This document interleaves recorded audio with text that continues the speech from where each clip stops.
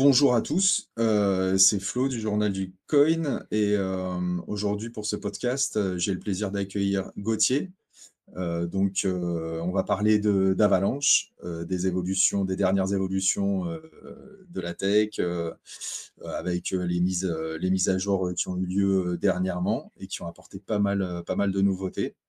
Déjà pour commencer, si tu veux bien nous dire un petit peu, te présenter en tout cas et nous dire, qui tu es, un peu ton Mmh. parcours et comment ça se fait que tu apparais aujourd'hui devant nous pour nous parler d'Avalanche?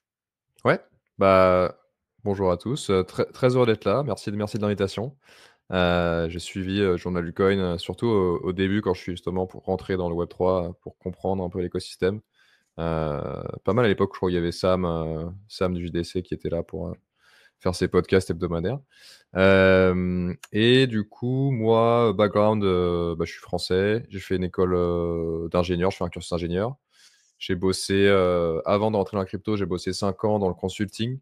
Je faisais, aussi des systèmes distribués, mais, plutôt côté big data, donc stockage de données, traitement de données en grosse volumétrie et je suis rentré dans la crypto, dans le web 3, c'était début 2021. En fait, j'ai découvert la blockchain avec, justement avec Avalanche, parce que j'avais un ami qui était dans la private sale en fait d'Avalanche, qui m'a un peu, mis le pied à l'étrier, montré la tech. J'ai vu en fait tout l'écosystème, DeFi d'Avalanche se construire justement en 2021 avec DeFi Summer et cetera. Parce qu'Avalanche ça s'est lancé en fait fin 2020, donc il y avait quasiment rien en fait début 2021 quand je suis arrivé.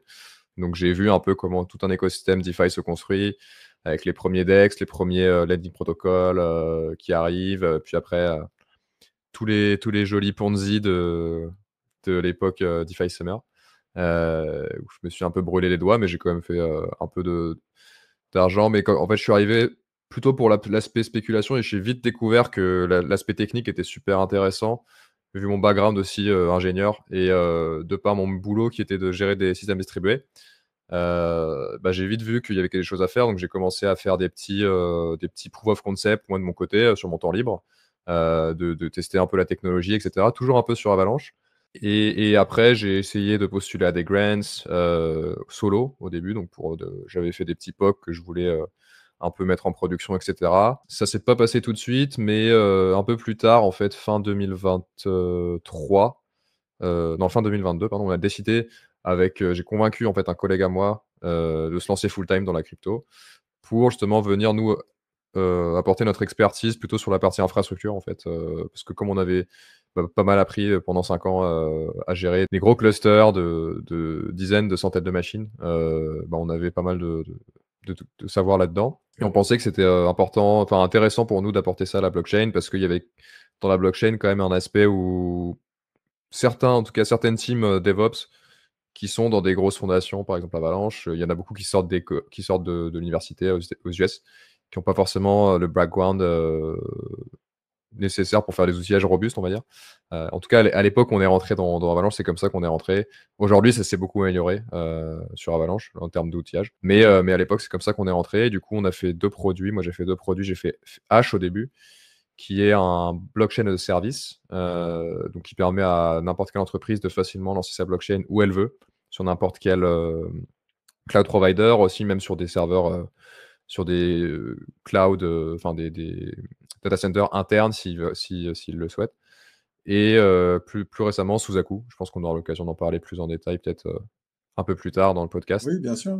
qui est un protocole décentralisé, toujours pour, aider, les builders de L1 en fait, donc les gens qui lancent leur propre blockchain à se sécuriser, se décentraliser. Voilà rapidement le background et Et du donc du coup, coup, enfin toi pour peut-être maintenant tu es, ambassadeur, ouais, ouais, ouais, donc enfin j'ai dit que je suis rentré par Avalanche, mais j'ai quand même été aller voir, pas mal d'autres écosystèmes aussi, hein, surtout à l'époque en 2021 et en fait j'étais allé traîner un peu ailleurs. Ethereum, c'était beaucoup trop cher pour moi, avec mon petit portefeuille de l'époque, et par exemple d'autres chaînes comme Polygon et cetera, je trouvais que ça marchait moins bien. Donc j'étais resté un peu sur Avalanche et j'ai quand même, je suis assez convaincu par l'approche qu'ils ont, c'est-à-dire de scaling, horizontal, donc d'avoir plusieurs, blockchains qui vont être en parallèle pour justement, maximiser, à la fois, la scalabilité, donc le nombre de transactions qu'on va pouvoir faire, mais aussi toutes ces customisations en fonction des cas d'usage, d'avoir, des blockchains dédiées, qui ont leurs propres règles et leur propre, stack logiciel potentiellement, pour, faire ce qu'elles ont à faire au mieux en fonction des cas d'usage. Donc ça, je suis assez convaincu et donc ouais, je suis resté dans l'écosystème Avalanche et je travaille, on est assez proche de à la fois Avalabs, qui est l'entreprise, commerciale qui développe le protocole et la fondation Avalanche, qui du coup, gère plutôt la partie, communautaire, développement de l'écosystème, heu, où on travaille avec eux sur plusieurs projets, et dernièrement aussi, donc il y a la DAO, en effet, la Avalanche Team One qui s'est lancée, donc il y a quelques mois, un peu plus d'un an peut-être, qui justement cherche à, évangéliser, heu, le monde, en fait, à Avalanche. Et donc moi, je fais partie, en effet, de ça. Je vais plus intervenir, moi, personnellement, sur des aspects plus techniques, enfin, par exemple, sur des formations, que ce soit en ligne ou en physique, des workshops et cetera. Là où d'autres vont plus intervenir pour organiser des événements. Heu, mais en tout cas, si certains, ouais, sont intéressés par Avalanche Team One, il y a des recrutements, qui se font de manière assez un peu cyclique, tous les quelques mois, où on onboard de nouveaux ambassadeurs et puis il y a tout un programme pour justement les former à Avalanche, et derrière, organiser des événements, pour, soit organiser des événements, soit, se déplacer, à des événements organisés par d'autres gens, pour représenter Avalanche, et ramener un maximum de personnes dans l'écosystème. Donc, du coup, c'était super intéressant effectivement. Pas mal de choses ont bougé, ouais, sur Avalanche, en quelques années. Est-ce que tu peux nous présenter justement, tu disais que tu faisais, pas mal de formations autour d'Avalanche, de l'infra et que, on va dire, ta spécialité, c'était plutôt l'infrastructure, du coup, est-ce que tu peux nous présenter, rapidement un petit peu ce qu'est, Avalanche au départ en tout cas? Comment s'organise un petit Mmh. peu, l'architecture générale, Ouais. du protocole, ce que c'est donc, Layer 1, et cetera, en quelques Ouais, mots, hein, ouais, bien sans sûr. rentrer trop dans les Mmh. détails. Ouais. Avalanche, c'est un réseau de blockchain, donc c'est ce qu'on appelle un layer 0. Donc c'est, un ensemble de blockchains qui vont, travailler ensemble, en commun pour, justement accueillir différents cas d'usage.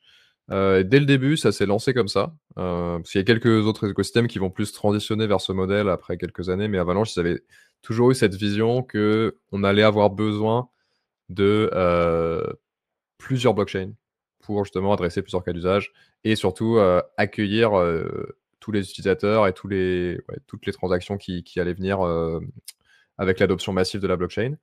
Donc Avalanche, ça s'est lancé avec 3 blockchains dès le 1er jour. Les 3 blockchains, c'est, la C-chain qui est la chaîne, EVM, donc Ethereum Virtual Machine.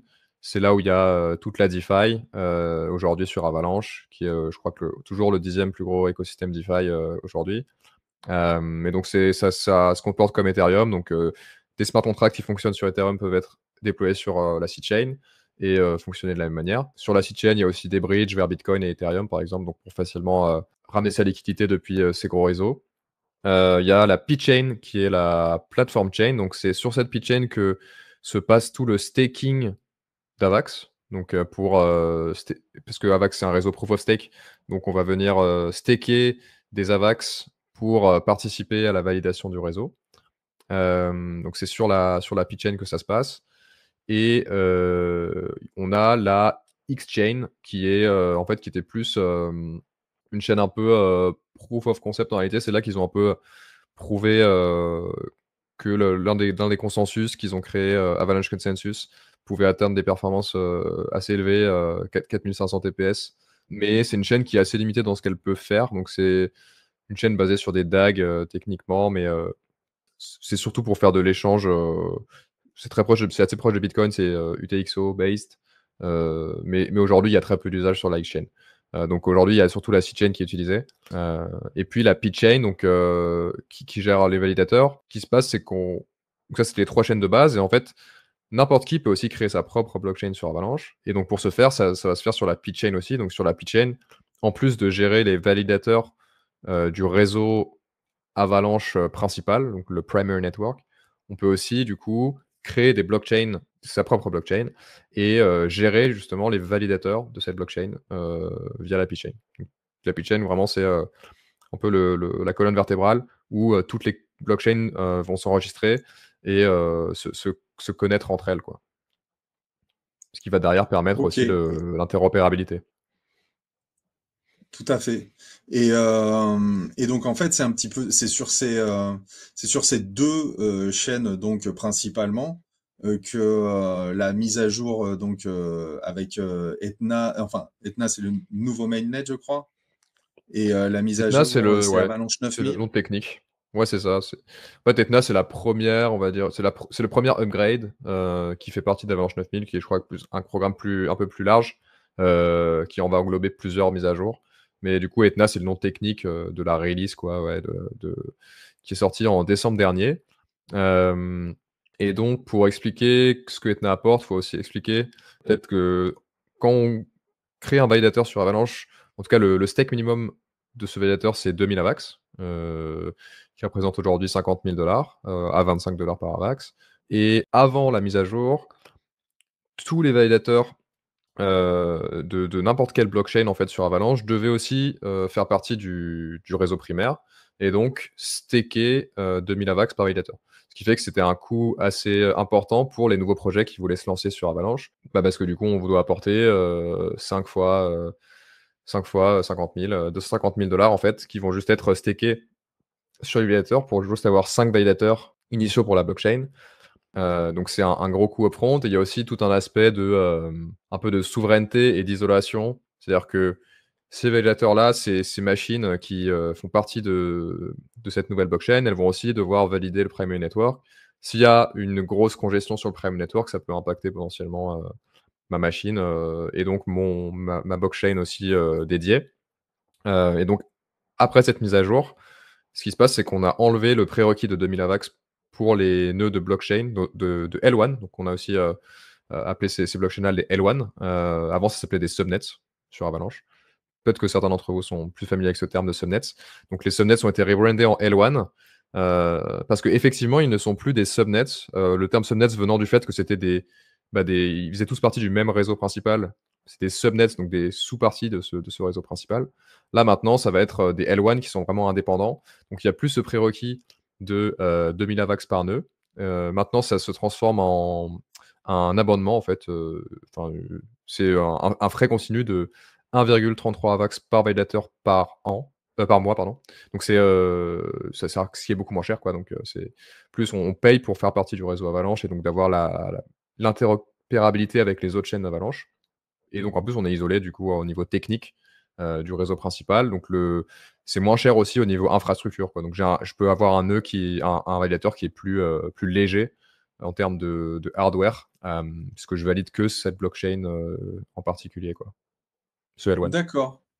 OK, OK. Donc forcément, c'est un véritable, enfin, c'est un grand bouleversement, ça change énormément de choses au niveau, en tout cas sur le plan économique déjà, puisque, Mmh. j'ai envie de dire, c'est un petit peu le nerf de la guerre quand on a un nouveau projet, et qu'on a envie de développer, sur Avalanche, il fallait effectivement sortir pas mal de sous pour pouvoir se le payer.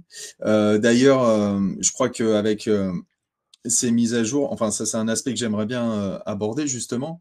C'est-à-dire que comment on en vient en fait à ce genre de mise à jour? Je crois qu'en fait, enfin quand je dis ça, c'est, je voudrais parler vite fait des ACP en fait.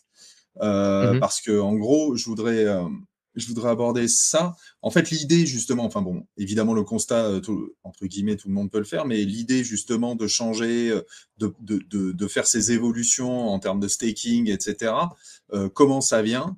Comment ces changements sont, validés sur le réseau? Comment est-ce que tout ça s'organise?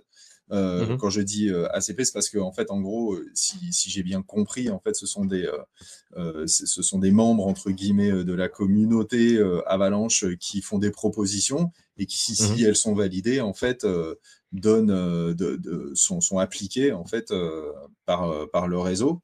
Et du coup là, pour justement cette mise à jour Etna, il me semble qu'il y a eu il y a eu Ouais. plusieurs ACP successifs. Mmh. Donc déjà, est-ce que tu peux me dire un petit peu ce que c'est en fait justement qu'un ACP. Ouais, Enfin, après l'acronyme, je l'ai pas exactement. Oui, c'est Avalanche c'est Avalanche Community Proposal, ouais. Community Proposal. Ouais, voilà. C'est ça. Ouais, bien Et sûr. donc, en gros, comment ça fonctionne, comment on est contributeur, parce qu'en fait, c'est aussi un des grands intérêts du réseau Avalanche, c'est que justement, entre guillemets, on peut participer et être actif même dans Mmh. l'évolution même du réseau, en fait. Ouais, ouais, ouais. En plus, j'ai écrit une ACP moi-même, donc je sais bien comment ça se passe. En effet, du coup, en fait, Avalanche, c'est un réseau qui prend un peu, enfin, qui prend une approche assez progressive à la décentralisation. Parce que ce qui est pas mal dans un sens, parce qu'ils ont pu garder quand même pas mal de flexibilité. En fait, au tout début d'Avalanche, il y avait Avalabs, qui était, du coup, l'entité mère, l'entreprise, qui a gardé pas mal de pouvoir. Et il y a un peu plus d'un an, je crois qu'ils ont justement, lancé, donc les ICP, donc le concept d'ICP qui en effet permet, de formaliser du coup un process où des membres de la communauté peuvent proposer des changements, dans le protocole Avalanche pour le faire évoluer, dans le sens qu'ils pensent enfin qui va faire, améliorer l'adoption, de l'écosystème. Et donc ils ont introduit ça. Aujourd'hui, il y a quand même pas mal de membres d'Avalabs qui proposent des ICP, eux-mêmes.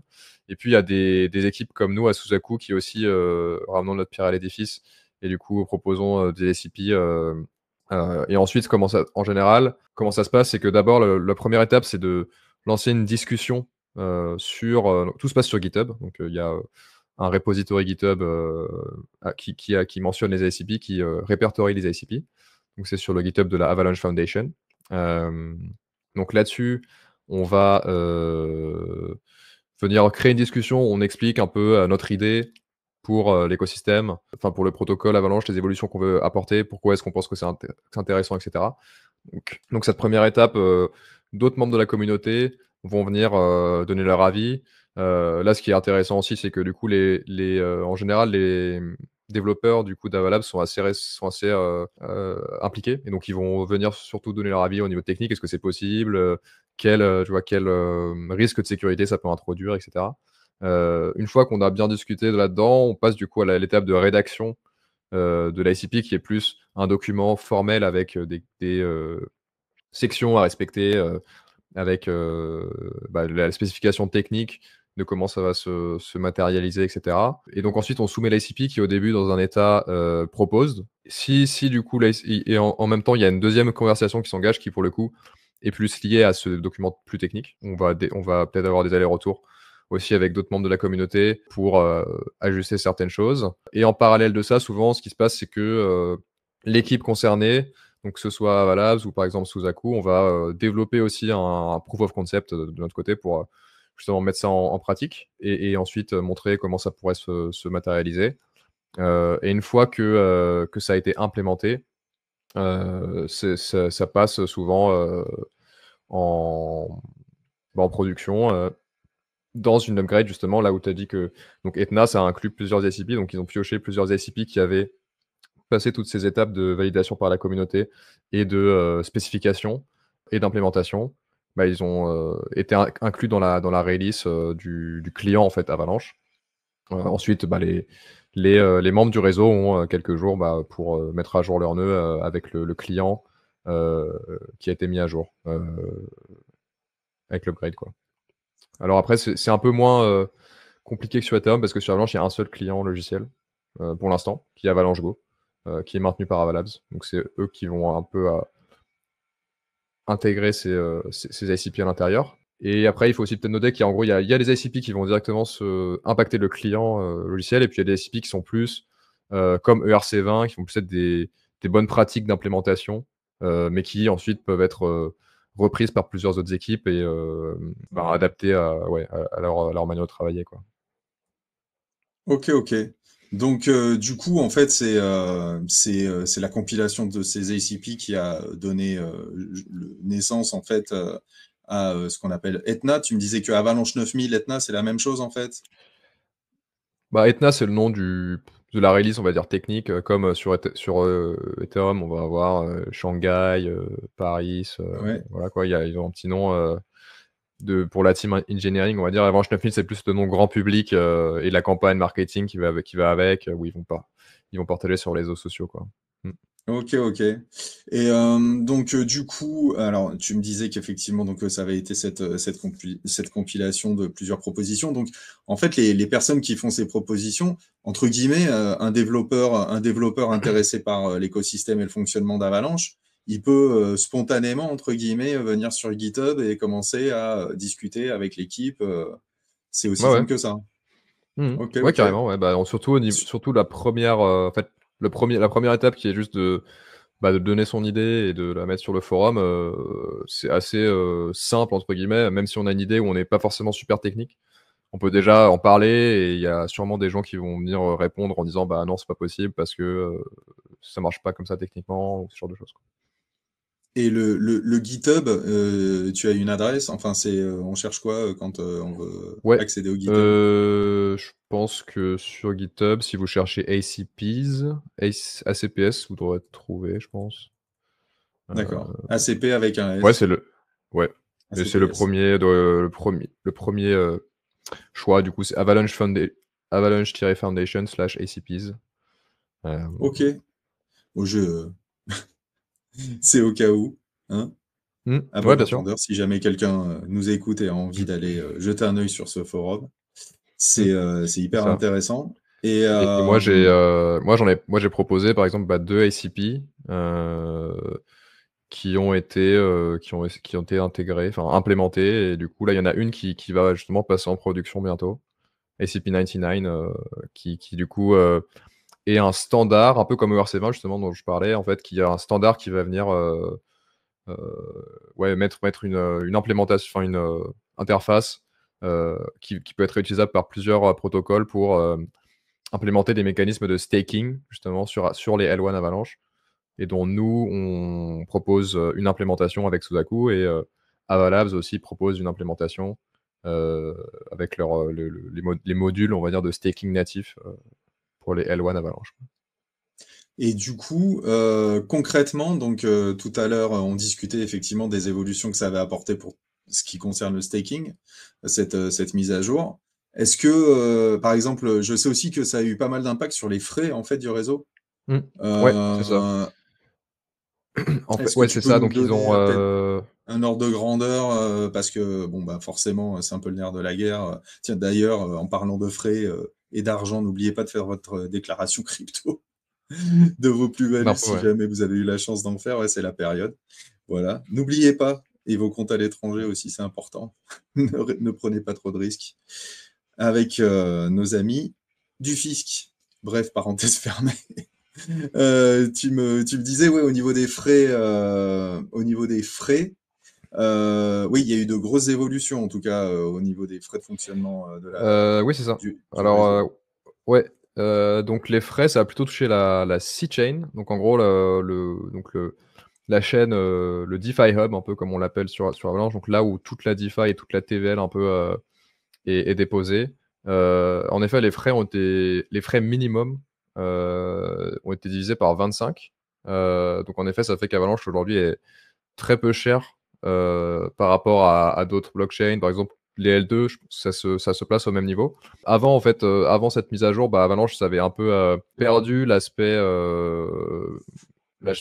affordable, quoi, comparé à des chaînes qui s'étaient lancées entre 2021 et aujourd'hui. Donc tous les L2s qui étaient venus avec des frais transactions très faibles. Donc là, cette mise à jour-là, c'est un peu remis Avalanche au même niveau que toutes ces nouvelles blockchains en termes de frais. Et là, on est à vraiment moins de 1 centime pour des transactions sur Avalanche, même des transactions assez complexes. On peut peut-être monter à quelques centimes, mais ça va jamais aller plus haut. Donc ça fait que c'est une des chaînes vraiment très, très agréable à utiliser, moi je trouve, parce qu'on pense même plus en fait au gas fees. Et d'ailleurs, ils ont même poussé le vice un peu plus loin, puisqu'ils ont, si vous utilisez Core Wallet, qui est le wallet spécifiquement développé par une des équipes chez Avalabs, eh bien, il n'y a pas du tout de frais de transaction. C'est-à-dire que tous les frais de transaction sont en fait sponsorisés par Avalanche.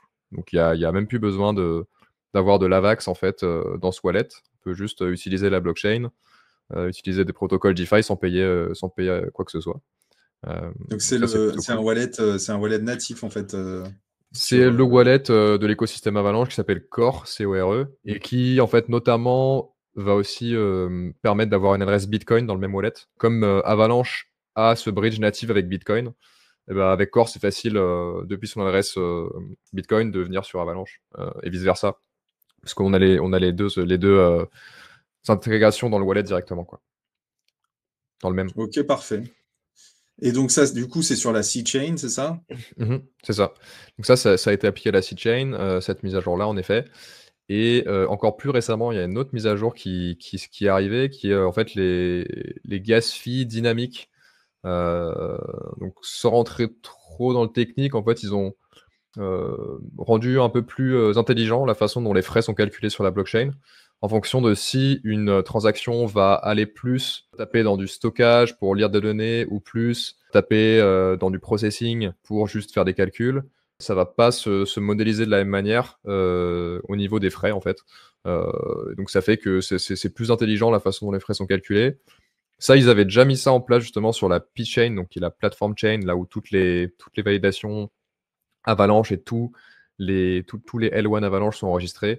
Ça avait déjà été mis en place justement dans Etna, donc dans la mise à jour Etna, ce pricing dynamique des fees. Et là, ça a été poussé il y a quelques semaines sur la C-Chain, et ce qui est encore divisé par, je crois, 2 ou 3, en fait, les frais sur la C-Chain qui étaient déjà assez bas. Maintenant, ils sont plus intelligents en plus, quoi. Donc du coup, ouais, c'est comme c'est un peu une optimisation en fait des frais en fonction, on va dire, du contexte au moment de la transaction. C'est bien ça? Mmh. C'est ça, ouais. Parce qu'en fait, sur Ethereum, aujourd'hui, ce qui se passe, c'est que en fait, peu importe ce que la transaction fait, les frais vont être les mêmes, alors qu'en réalité, au niveau hardware, en fait, il va y avoir plus ou moins d'implications si on fait plus de la lecture ou plus de l'écriture, de state, heu, et cetera, quoi. Donc ça, c'est ça que ça a modifié. Et ce qui est intéressant aussi de noter, c'est qu'en fait, quand on lance la blockchain sur Avalanche, on utilise souvent, dans 90 du temps, on va dire, une EVM. Donc de base, Avalanche, c'est assez flexible pour permettre l'utilisation de n'importe quelle VM de blockchain, donc c'est-à-dire quel langage de programmation on va utiliser, ensuite quelle spécificité technique cette blockchain va avoir en termes d'exécution des transactions. Et bien, comme plus de 90 des blockchains sur Avalanche sont des blockchains EVM, elles bénéficient aussi en fait de toutes ces mises à jour là, toutes ces optimisations qui sont faites sur la C-Chain, qui est aussi EVM. En fait, elles ont la même base quoi, logicielle. Ouais, Et ouais. donc là, typiquement, ces optimisations de frais, elles vont aussi découler sur toutes les autres L1 Avalanche, en fait. Ouais, ouais, c'est un effet en cascade comme ça. Ça part de la base et du sommet et ça tombe sur tout ce qu'il y a en dessous, comme une avalanche. Exactement. Donc du coup,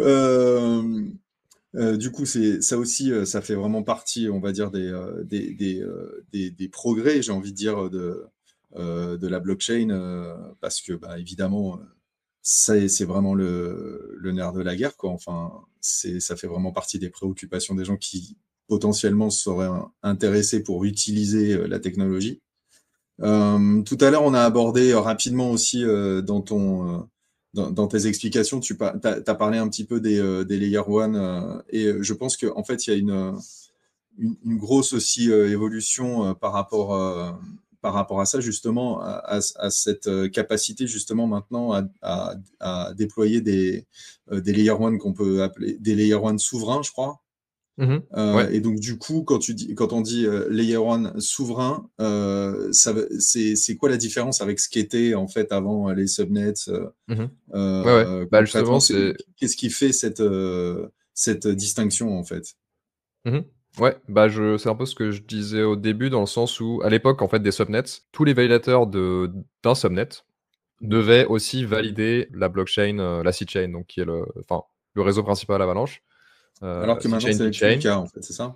Ouais. Et maintenant, c'est un validateur qui est validateur d'un L1 peut uniquement participer dans ce L1 sans participer dans le réseau principal Avalanche.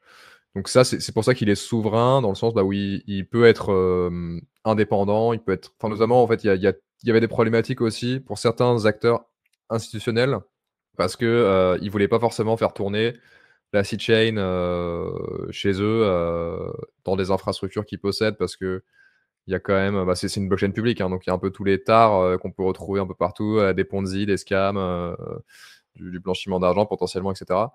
Et donc, certains acteurs, avec qui du coup, Avalanche est assez fort sur l'aspect institutionnel. Du coup, certains acteurs, bah, disaient: «Bah, moi je veux bien faire ma blockchain Avalanche, mais j'ai pas envie de valider la sidechain parce que j'ai juste pas le droit de faire ça sur mes machines, quoi».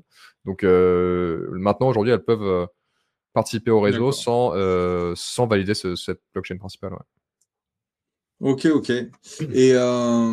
Et du coup, en fait, l'intérêt en fait, on y gagne quoi finalement, au Subnet par rapport à je te dis, je prends un exemple très basique, mais par exemple, par rapport à un layer 2 d'Ethereum, donc on a Mmh mh. déjà discuté, j'imagine qu'on y gagne donc aujourd'hui, cette question d'économie, sur les frais de fonctionnement et cetera. Il y a aussi ce côté, souverain, c'est ça?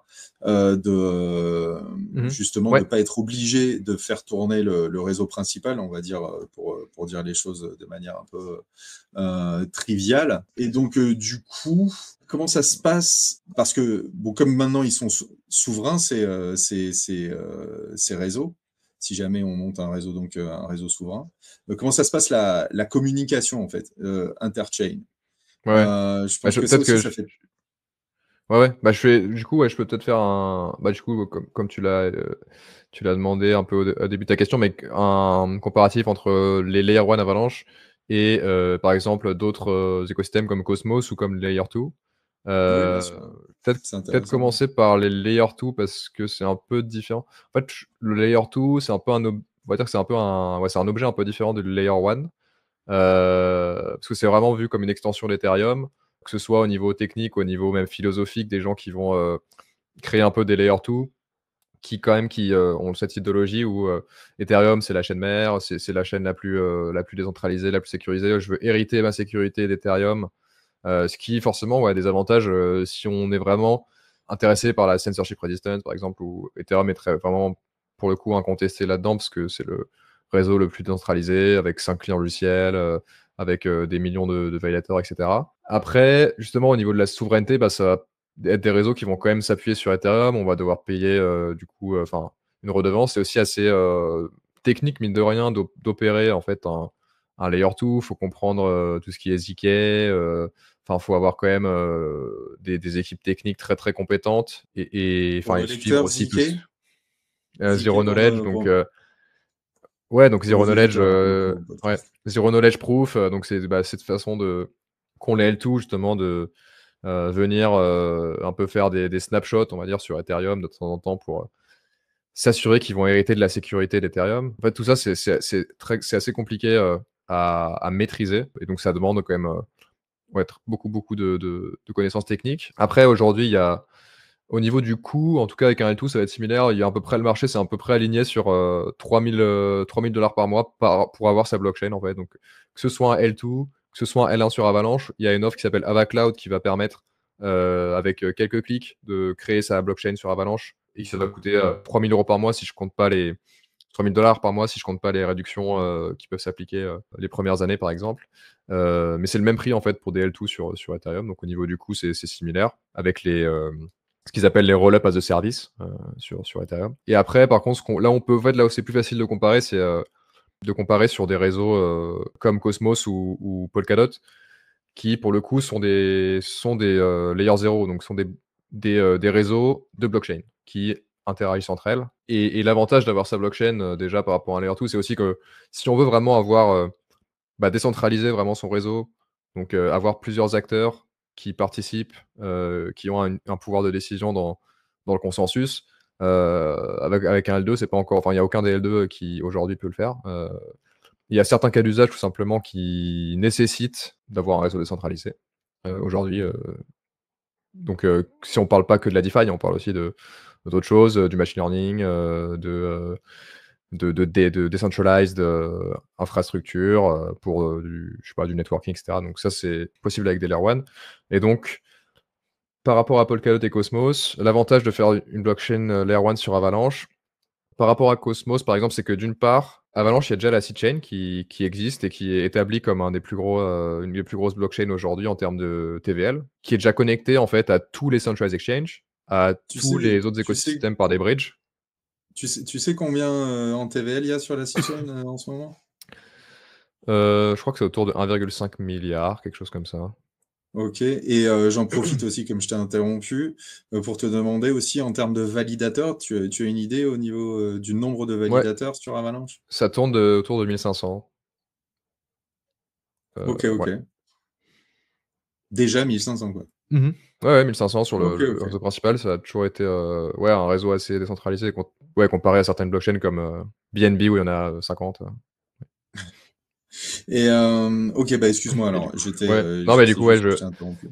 ouais, ouais, ouais, du coup, je disais oui, donc cette sidechain là justement qui est d'une part décentralisée et d'autre part, en fait, elle a déjà toutes les intégrations nécessaires avec des centralized exchange, avec, des bridges vers d'autres écosystèmes, avec des stablecoins aussi. Donc il y a USDC qui est natif, par exemple, sur la sidechain et en fait, tout ça, ça va faire que si je lance mon layer 1 sur Avalanche, bah, j'ai pas besoin de me payer toutes ces intégrations. Donc, toutes les intégrations avec les centralized exchange et tout ça, ça coûte de l'argent, en fait, et donc en se lançant sur Avalanche, je vais hériter directement de toutes ces intégrations. Là où sur Cosmos, c'est pas forcément le cas parce que sur Cosmos, il y a pas de chaîne, principale qui a, des smart contracts et qui a de la DeFi, en fait. Ils ont un hub, mais le hub, c'est plus l'équivalent de la P-chain, donc c'est plus pour gérer, le cœur, heu, infrastructure, mais pas forcément pour gérer le cœur économique, on va dire, de l'écosystème, quoi. Et ce qui est intéressant, c'est d'ailleurs que Cosmos est en train maintenant d'essayer un peu de venir vers un modèle à l'Avalanche où ils veulent ramener justement de la DeFi sur le hub. Si vous avez regardé un peu ce qui se passe. Parce que je pense que le modèle est intéressant, parce que tout le monde bénéficie finalement de cette liquidité, de ces intégrations. Et du coup, on bénéficie de ça, mais tout en étant souverain, donc comme dans Cosmos. Là où dans Polkadot, si on veut comparer par rapport à Polkadot, c'est que Polkadot, il y a plus de dépendance entre les relay chains sur Polkadot et non, les parachains, pardon, et la relay chain. C'est-à-dire que c'est la relay chain qui va valider tous les blocs, et cetera. Je connais pas tous les dernières mises à jour de Polkadot, mais en tout cas, à la base, c'est un peu ça l'idée, c'est que toutes les chaînes vont partager le même, moteur d'exécution, on va dire. Et donc il y a plus de, pardon, il y a plus de ouais, de dépendance. Là où, vraiment sur Avalanche, on est, dans un entre-deux, en fait, entre, Cosmos où toutes les chaînes sont vraiment très décorrélées et Polkadot où tout est très, très, très pluggé ensemble, quoi.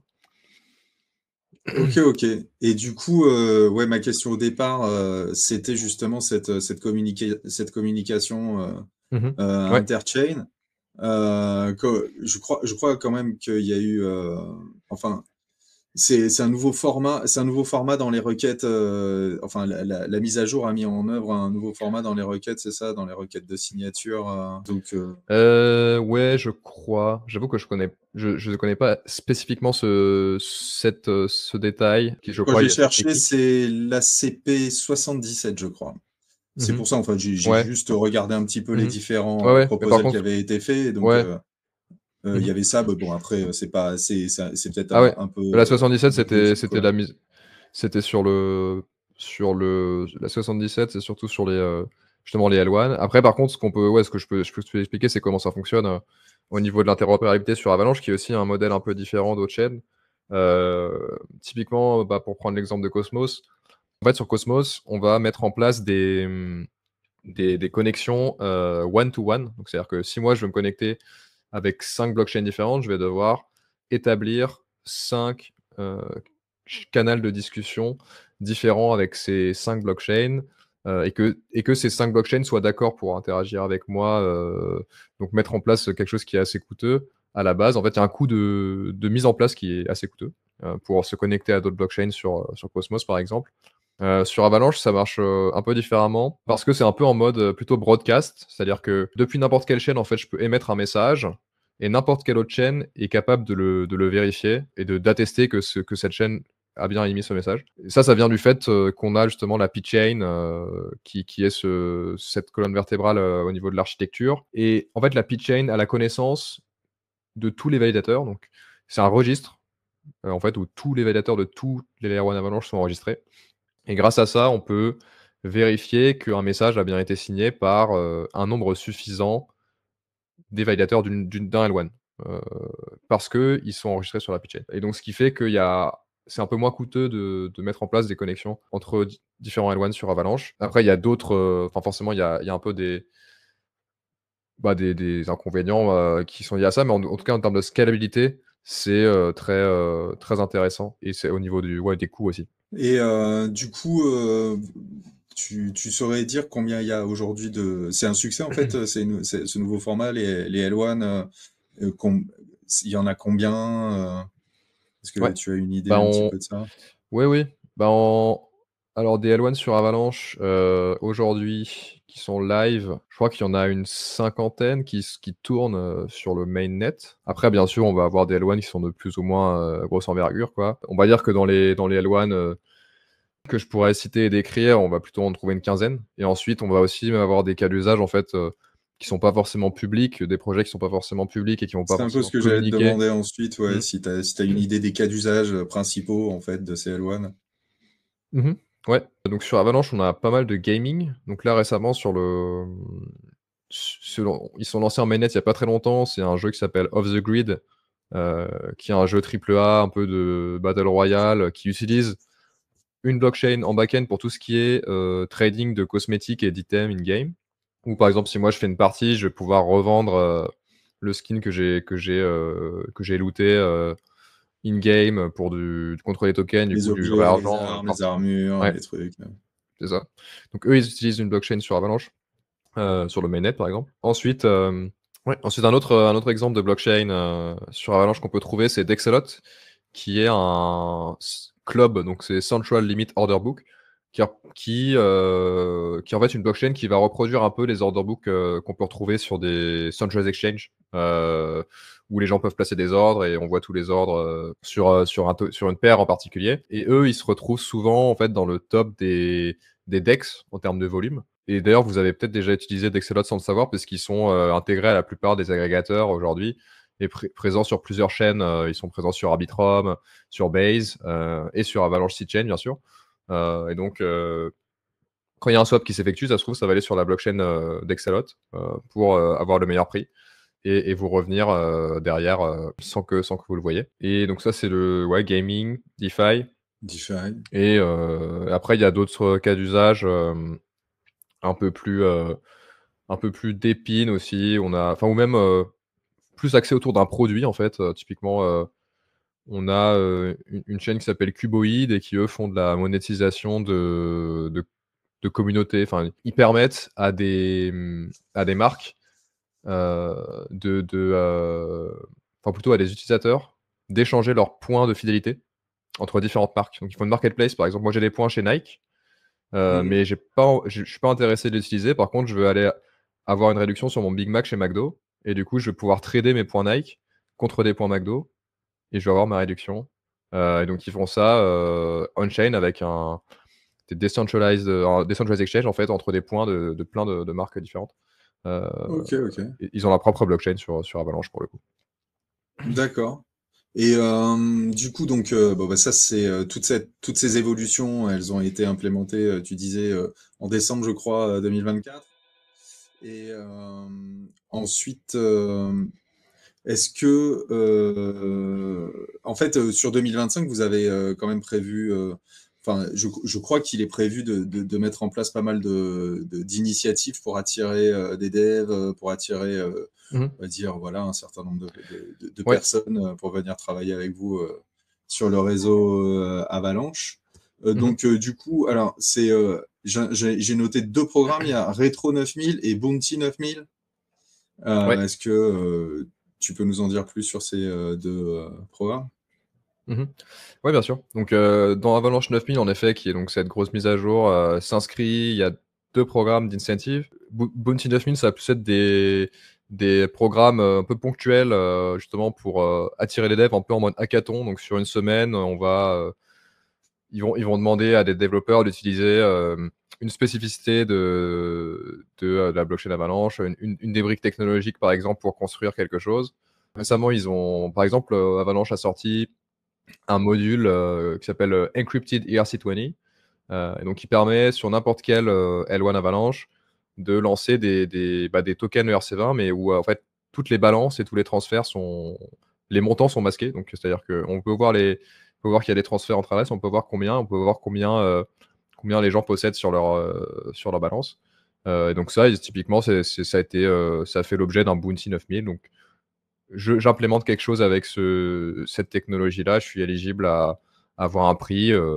C'est toujours autour de, je crois, quelques milliers de dollars total alloués aux gens qui développent. Et après, dans plus grosse envergure, on a Retro 9000, qui est un programme d'incentive pour justement les équipes qui lancent des L1 sur Avalanche, qui vont utiliser la stack Avalanche vraiment globale pour lancer leur blockchain, leur blockchain dédiée à leur cas d'usage, à leur application. Et là, ça marche par round. Donc, il y a un site qui s'appelle retro9000.avax.network. Vous pouvez retrouver tous les projets qui participent à cette initiative. Et la communauté, en fait, peut voter pour donner leur avis sur les projets qui les intéressent le plus. Typiquement, aujourd'hui, nous, avec Suzaku, on est aussi éligible parce qu'on propose de l'outillage au Layer 1 et on est 12e aujourd'hui sur Retro 9000 en termes de classement des projets les plus populaires. Et donc, cette initiative se passe par round, comme j'ai dit. Donc, c'est tous les, je crois, 3 mois, il va y avoir un snapshot qui va être fait. Et uniquement les projets qui se sont lancés sur le mainnet vont être éligibles à des grants, donc des subventions globalement de l'écosystème Avalanche, qui sont décidées par la fondation.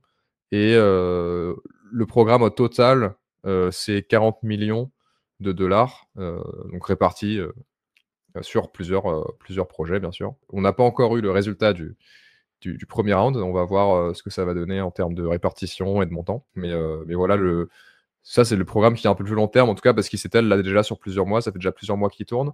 Le premier snapshot s'est passé le mois dernier, il y a un mois tout pile. Et là, le prochain, c'est en juillet. Donc, voilà. C'est encore ouvert s'il y a certaines personnes intéressées qui nous écoutent.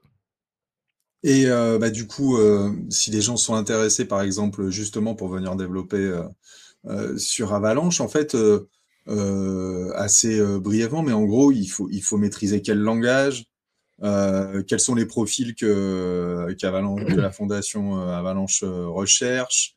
Voilà, est-ce qu'il y a peut-être un site sur lequel on peut se rendre quand on a envie de développer sur Avalanche pour obtenir Ouais, peut-être bien sûr. les outils dont tu parlais, par exemple? Oui, bien sûr. Alors du coup, donc le site là où il y a toutes les ressources pour développer sur Avalanche, c'est build.avax.network. Là, il y a tous les tutoriels, il y a aussi des outillages directement dans le browser pour interagir avec Avalanche, etc. Ensuite, on a AvaCloud, c'est une plateforme SaaS qui directement permet de lancer très facilement sa blockchain Avalanche. Donc, on n'a même pas besoin d'avoir vraiment des connaissances au niveau infrastructure. Donc tout ce qui est management de serveurs, installation, mise à jour, etc. Tout ça, ça vient dans une offre packagée via AvaCloud. Et ils ont, je crois, là, pour Avalanche 9000, justement, un tarif assez intéressant qui est pour 1000 dollars par mois. On peut avoir sa blockchain qui tourne avec aussi le support de la team derrière, qui est une team d'Avalabs, enfin, donc des gens qui ont développé le truc. Ça, c'est au niveau infra. Après, au niveau du langage, comme j'ai dit, en fait, la majorité des blockchains sur Avalanche, ça va être des EVM. Donc, Solidity, comme sur la majorité des blockchains aujourd'hui, pour développer des smart contracts. Et après, si on veut aller plus loin, il faut aller dans la partie infra, quoi, si on veut gérer l'infrastructure soi-même et pas utiliser AvaCloud. Mais globalement, c'est ça les compétences nécessaires.